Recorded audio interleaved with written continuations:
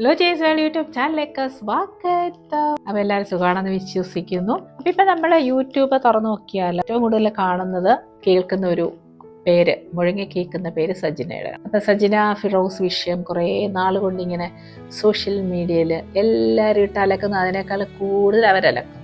പക്ഷെ ഇപ്പം മുഴങ്ങി കേൾക്കുന്ന രണ്ട് പേരെന്ന് പറഞ്ഞാൽ സജിനയും ദിയയും. അയ്യോ എൻ്റെ ദൈവം, എന്തൊക്കെയാണ് അങ്ങോട്ടും ഇങ്ങോട്ടും പറയുന്നത്. ഇങ്ങനെ അങ്ങോട്ടും ഇങ്ങോട്ടും പറയാമോ? എനിക്ക് മനസ്സിലാകാത്തൊരു കാര്യം, ഇവർ ഭയങ്കര ഫ്രണ്ട്സ് ആയിരുന്നേ, ഭയങ്കര ഫ്രണ്ട്സാണ്. അപ്പോൾ ഈ ഫ്രണ്ട്സ് ആയിരുന്ന ടൈമിൽ ഇവരെല്ലാ കാര്യങ്ങളും അങ്ങോട്ടും ഇങ്ങോട്ടും ഷെയർ ചെയ്തിട്ടുണ്ട്. ഒരാൾക്ക് സഹായം ചെയ്തിട്ടുണ്ട്. അപ്പോൾ ഇപ്പം ദിയ എപ്പോഴും പറയുന്ന ഒരു കാര്യമുണ്ട്, എനിക്കത് കേൾക്കുമ്പോൾ എനിക്ക് ഭയങ്കര ദേഷ്യമാണ്. ഞാൻ അവളെ സഹായിച്ചു. ഈ സഹായിക്കുന്ന എന്തുവാ? റസൂൽ പൂക്കുട്ടിയായിട്ടുള്ള ബന്ധത്തിന് സഹായിച്ചു എന്നാണ് പറയുന്നത്. ദിയ അത് പറയുമ്പോഴത്തേനും അത് എന്താ ഒരു ന്യായമല്ലാത്തത്. കാരണം റസൂൽ പൂക്കുട്ടി എന്ന് പറയുന്ന ഒരാൾ കുടുംബമായിട്ടിരിക്കുന്ന ഒരാളാണ്. എന്ത് ന്യായമാണെങ്കിലും അതൊരു ന്യായമാണോ ദിയ ചെയ്തത്? കാരണം ഒരു കുടുംബമായിട്ട് കഴിയുന്ന ഒരാളുമായിട്ട് ഇവർ അവരുടെ റിലേഷൻഷിപ്പ് ഉണ്ടാക്കുമ്പോഴത്തേനും അതിനെ പിന്തിരിപ്പിക്കുകയല്ലേ വേണ്ടത്. അപ്പോൾ അവർക്ക് അതിനെല്ലാം ഒത്താശകളും ചെയ്ത് കൊടുത്തു ദിയ തന്നെ അങ്ങ് പറയുക. അപ്പം എനിക്ക് മനസ്സിലാത്ത കാര്യം, ഇവർ ഒരു സമയത്തിൽ ഭയങ്കര ഫ്രണ്ട്സായിരുന്നു. അപ്പം ഇവരിപ്പോൾ അങ്ങോട്ടും ഇങ്ങോട്ടും പറയുന്നേ, എൻ്റെ തെളിവുണ്ട്, നിൻ്റെ തെളിവുണ്ട്, ഞാനത് ഇങ്ങനെ എടുത്തു, അത് ചെയ്തു, അവരും നോക്കുന്നു, ഞാൻ എടുത്തു, അവരും. അപ്പം ഇവർ ഭയങ്കര ഫ്രണ്ട്സായിരുന്ന ടൈമിൽ ഇവർക്ക് ഇതായിരുന്നു ജോലി. ഇതെല്ലാം റെക്കോർഡ് ചെയ്ത് വെക്കുക, ഇതെല്ലാം വീഡിയോ എടുത്തിടുക, ഒക്കെ ആയിരുന്നു ജോലി. അപ്പോൾ ഇവർ ട്രൂ ഫ്രണ്ട്ഷിപ്പ് ഒന്നും ആയിരുന്നില്ല. ഇവരുടെ ഓരോ കാര്യങ്ങൾ നടത്താൻ വേണ്ടി ഒരു സെറ്റപ്പ് അത്രേ ആയിരുന്നുള്ളൂ. അല്ലെങ്കിൽ ഇത്രമാത്രം തെളിവ് ഇവരെല്ലാവരും കയ്യിൽ എങ്ങനെ വരും? എല്ലാവരുടെ കയ്യിൽ തെളിവാണ്. അതിനെ പറയുന്നത് അതിയുടെ കയ്യിൽ തെളിവാണ്, ദിയായും പറയുന്നത് ദിയയുടെ കയ്യിൽ തെളിവുണ്ട്. അപ്പോൾ ഇവർ ട്രൂ ഫ്രണ്ട്ഷിപ്പ് ഒന്നും ആയിരുന്നില്ല. ഇവരുടെ കാര്യം കാണാൻ വേണ്ടി ഇവരെല്ലാം ഒത്തു നിന്നേ ഉള്ളൂ. ഭയങ്കര കേട്ടോ, ഇങ്ങനെ ഒരു ഉളുപ്പുമില്ലാതെ ഓരോ കാര്യങ്ങൾ ഇങ്ങനെ വിളിച്ച്, അത് ഈ അവിഹിത കഥ മാത്രമേ വിളിച്ച് പറഞ്ഞ് ഭയങ്കര എന്താ പറയുന്നത്, ഇത്രമാത്രം തരംതാണ് സ്ത്രീകൾക്ക് എങ്ങനെ ബിഹേവ് ചെയ്യാൻ പറ്റുമെന്ന് എനിക്കറിഞ്ഞില്ല. ദിയ ആണെങ്കിൽ എന്തൊക്കെയോ ആണെന്ന് പറയുന്നു, ഫെമിനിസ്റ്റ് ആണെന്നോ, പിന്നെന്തുവാ എല്ലാവരെയും സഹായിക്കുന്നവരാണെന്നോ. പക്ഷെ നമ്മളെ എല്ലാവരെയും സഹായിക്കുന്നു, ഫെമിനിസ്റ്റാണ്, സോഷ്യൽ വർക്കറാന്നൊക്കെ പറയുമ്പോൾ നമ്മുടെ വാക്കുകളിലൊക്കെ അതൊക്കെ പ്രതിഫലിക്കണം. നമ്മുടെ പറയുന്ന വാക്കുകൾ, നമ്മൾ ഉപയോഗിക്കുന്ന ഭാഷ, നമ്മുടെ ശരീരഭാഷ, അതൊക്കെ ഒരു സമൂഹത്തിന് ഉതകുന്നതായിരിക്കും. ഞാൻ ഇങ്ങനെ പറയും, ഞാൻ ചീത്ത വിളിക്കും, പക്ഷേ ഞാൻ സോഷ്യൽ വർക്കറാണ്, ഞാൻ അങ്ങനെ ചീത്ത വിളിക്കണം, അങ്ങനെ പറഞ്ഞാൽ അതൊന്നും വിലപ്പോകുന്ന കാര്യമല്ല. അതൊക്കെ തെറ്റായ ചിന്തകളാണ്. ആർക്കും അങ്ങനെ ഒരു നമ്മളൊരു സോഷ്യൽ വർക്കറൊക്കെ ആയിരിക്കുമ്പോഴത്തേന് ഇങ്ങനെ ആവശ്യമില്ലാത്ത അസഭ്യ വാക്കുകൾ, ചീത്ത വിളി, അതൊന്നും പറ്റത്തില്ല. അതൊക്കെ ഒറിജിനലായിട്ടൊരാൾക്ക് പറ്റത്തില്ല. അപ്പം ഇവരുടെ വിഷയം എന്ന് പറഞ്ഞാൽ, ഇവർ അങ്ങോട്ടും ഇങ്ങോട്ടും ഫോണിൽ വിളിച്ച് ഓരോന്ന് പറഞ്ഞു തീർക്കാനുള്ള കാര്യങ്ങൾ സോഷ്യൽ മീഡിയ വന്നങ്ങ് പറയുക എന്ന് പറഞ്ഞാൽ ലോകം മൊത്തം കേൾക്കണം. അപ്പം സജിന പറയും, ദിയ നിനക്ക് വേണ്ടിയാണിത് പറയുന്നത്, ദിയ പറയും സജിന നിനക്ക് വേണ്ടി പറയുന്നത്. എന്താവാണോ എനിക്കറിയത്തില്ല. ഇവർ സ്ത്രീകളാണ്, പക്ഷേ ഇവർ വെറും പെണ്ണുങ്ങളായി മാറുന്ന സമയമാണ് ഇതൊക്കെ. വെറും പെണ്ണുങ്ങൾ എന്തൊക്കെയാ വായിന്ന് വിളിച്ച് പറയുന്നത്. അയ്യോ ഭയങ്കരം തന്നെ കേട്ടോ. ഇത്രമാത്രം അത്തംപതിച്ചു പോയല്ലോ.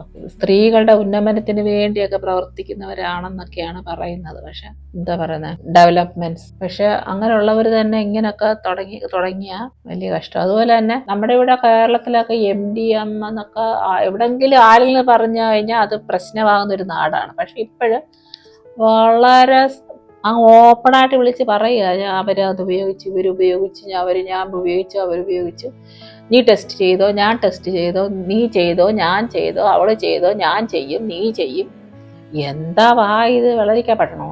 പിള്ളേരെ കുറച്ച് മര്യാദയോടൊക്കെ ഇടപെട്ട്, കൊച്ചു കേരളമാണെന്നും പറഞ്ഞ് ഇങ്ങനെ ഇളകിപ്പെരുകാതെ. അപ്പോൾ കഷ്ടം, ഭയങ്കര കേട്ടോ. എന്നിട്ട് വലിയ മേക്കപ്പൊക്കെ ചെയ്ത് വന്നിങ്ങനെ വിളിച്ച് എല്ലാവരും ഒതുങ്ങണം. നമ്മൾ സ്ത്രീകൾ എന്ന് പറഞ്ഞാൽ സ്ത്രീകളുടെ മാന്യത നമ്മൾ കാണിക്കണം, വെറും പെണ്ണുങ്ങളാവരുത്. പിന്നെ കൂട്ടുകാരായിരിക്കുന്ന സമയത്ത് എനിക്കൊരു വാക്ക് പറയേണ്ടത്, നമ്മളെപ്പോഴും കൂട്ടുകാരാകുമ്പോഴത്തേന് കൂട്ടുകാരെ ആരായാലും ശരി, നമ്മളൊരു ഡിസ്റ്റൻസ് വെച്ച് വേണം എല്ലാ റിലേഷൻഷിപ്പും മുന്നോട്ട് പോകാനായിട്ട്. ഒരു ഡിസ്റ്റൻസ് നമ്മൾ കീപ്പ് ചെയ്യണം. അതുപോലെ കൂട്ടുകാരാണെന്ന് പറഞ്ഞാൽ ഉള്ളതും ഇല്ലാത്ത എല്ലാം അങ്ങോട്ട് പറഞ്ഞ് കേൾപ്പിച്ചാൽ പിന്നെ ഇതൊക്കെ തിരിയുന്ന ഒരു സമയമുണ്ട്. അപ്പോഴല്ലേ ഇതിങ്ങോട്ട് പിന്നെ അവർ പറഞ്ഞു കേൾപ്പിക്കും. അതുകൊണ്ട് പല കാര്യങ്ങളും നമുക്ക് മറച്ചു വെക്കേണ്ട കാര്യമാണ്, മറച്ചു തന്നെ വെക്കുക. അതൊന്നും ഷെയർ ചെയ്യേണ്ട കാര്യമൊന്നുമില്ല. നമ്മുടെ സ്വന്തം അമ്മയോട് പറയാം, അല്ലെങ്കിൽ സ്വന്തം അപ്പനോട് പറയാം, എല്ലാവരോടും ഒന്നും നമ്മുടെ രഹസ്യങ്ങളൊന്നും പറയാൻ പറ്റത്തില്ല. അപ്പോൾ ഈ കൂട്ടുകാരായിരിക്കുന്ന സമയത്ത് അത് ശ്രദ്ധിക്കുക.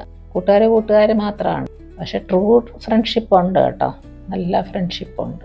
ഈ ഭയങ്കര ഫ്രണ്ട്സാന്ന് പറഞ്ഞ് നടക്കുന്നവർ ഒന്ന് ശ്രദ്ധിക്കുക. വേദപുസ്തകത്തിലൊരു വാക്യമുണ്ട്, ഒരു ബൈബിളിലൊരു വാക്യമുണ്ട്, അത് ഞാനൊന്ന് വായിച്ച് കേൾപ്പിക്കാം. അത് സദൃശ്യവാക്യങ്ങൾ 25-ാം അധ്യായത്തിൻ്റെ 17-ാമത്തെ വാക്യമാണ്. ഇവിടെ പറയുന്നത്, കൂട്ടുകാരൻ നിന്നെ കൊണ്ട് മടുത്ത് നിന്നെ വെറുക്കാതെ ഇരിക്കേണ്ടതിന് അവൻ്റെ വീട്ടിൽ കൂടെ കൂടെ ചെല്ലരുത്. ഒന്നുകൂടെ വായിക്കാം. കൂട്ടുകാരൻ നിന്നെ കൊണ്ട് മടുത്ത് നിന്നെ വെറുക്കാതെ ഇരിക്കേണ്ടതിന് അവൻ്റെ വീട്ടിൽ കൂടെ കൂടെ ചെല്ലരുത്. കൂട്ടുകാരൊക്കെയാണ്, പക്ഷെ നമ്മൾ എപ്പോഴെപ്പോഴും ചെന്ന് അവരെ ശല്യപ്പെടുത്തരുത്. ആവശ്യമുണ്ട് മാത്രം പോവുക, ആവശ്യമുണ്ട് മാത്രം വിളിക്കുക.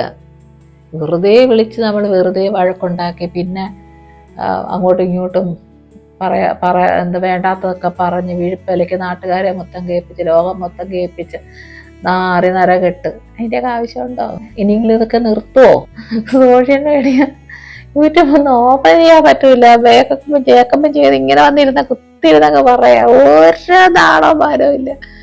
അയ്യോ, ഇങ്ങനെ ഉണ്ടാ ആൾക്കാർ വേറെ ഒക്കാത്ത റിലേഷൻഷിപ്പൊക്കെ, അതിനൊക്കെ കൂട്ടു നിൽക്കാതിരിക്കുക. അവർക്ക് 5 പേരുണ്ട്, ഇവർക്ക് 10 പേരുണ്ട്, അവർക്ക് 40 പേരുണ്ട്, അവർക്ക് 50 പേരുണ്ട്, അവരെല്ലാവരുടെയും കൂടെ ഇവളെല്ലാവരും കൂടെ. അപ്പൊ അവിടെ നീ എല്ലാവരുടെയും കൂടെ അവളെല്ലാവരുടെയും കൂടെ അവളെല്ലാവരുടെയും കൂടെ നമ്മുടെ ജീവിതത്തിനൊരു വിശുദ്ധി വേണമല്ലോ. എവിടെ എന്തായാലും ഇപ്പൊ ഒരു ലൈഫ് പാർട്ട്ണറൊക്കെ ഡിവോഴ്സായി പോകുന്നതൊക്കെ അത് സ്വാഭാവികമാണ്, അതൊക്കെ നടക്കും. പക്ഷെ ഇതൊരു ലൈഫിനൊരു വിശുദ്ധി നമ്മൾ കാത്തു സൂക്ഷിക്കുക. കാരണം നമ്മളിങ്ങനെയൊക്കെ വലിയ സൊസൈറ്റിയിലൊക്കെ ഇങ്ങനെ വലിയ ആളുകളാണ് നമ്മൾ പറയുകയും നമ്മൾ അതിനു വേണ്ടി അന്യായത്തിന് വേണ്ടിയും സമത്വമില്ലാത്തവിടത്തൊക്കെ നമ്മൾ ശബ്ദമുയർത്തുന്നവരാണെന്ന് പറയുകയും ഇതൊക്കെ ചുറ്റിപ്പറ്റി നമ്മുടെ ലൈഫിൽ ഉണ്ടാകുകയും ചെയ്യുമ്പോഴാണ് നമുക്ക് പ്രശ്നങ്ങളുണ്ടാകുന്നത്. അപ്പം എന്താ പറയുന്നത്, വെറും പെണ്ണുങ്ങളാകാതെ സ്ത്രീകളായി തന്നെ ആ മാന്യത നിലനിർത്തുക. ഓക്കെ, അപ്പം ഇതെനിക്ക് പറയണമെന്ന് തോന്നി. കാരണം ഇവര് എപ്പോൾ പറഞ്ഞാലും ദിയ പറഞ്ഞാലും പറയും എനിക്ക് എൻ്റെ തെളിവുണ്ട്, സജിന പറയും എൻ്റെ തെളിവുണ്ട്. അപ്പൊ ഇവരുടെ ജോലി ഇതായിരുന്നു. ഇവരുടെ ഫ്രണ്ട്സ് ആയിരുന്ന ടൈമില് ഇവർ തെളിവ് ശേഖരിക്കുക എന്നുള്ളതായിരുന്നു ഇവരുടെ ജോലി എന്ന് എനിക്ക് തോന്നുന്നു. കാരണം ഇവർക്കറിയാം ഇതിങ്ങനെ എന്തെങ്കിലും പ്രശ്നമായിട്ട് വരുമ്പോൾ ഇതെല്ലാം എടുത്ത് ഉപയോഗിക്കാമല്ലോ. നല്ല പാർട്ടികളാകട്ടോ, എല്ലാരും കൊള്ളാം. ഓക്കെ, ഇതൊന്നും എനിക്കൊന്ന് പറയണമായിരുന്നു. പ്രത്യേക ഫ്രണ്ട്ഷിപ്പ് മെയിൻറ്റെയിൻ ചെയ്യുന്നവര് കൂട്ടുകാരനെ ശല്യമാകരുത്. അതുകൊണ്ട് എപ്പോഴും അവൻ്റെ അടുത്തോട്ട് ചെല്ലരുത്, ബൈബിളിൽ പറയും പോലെ.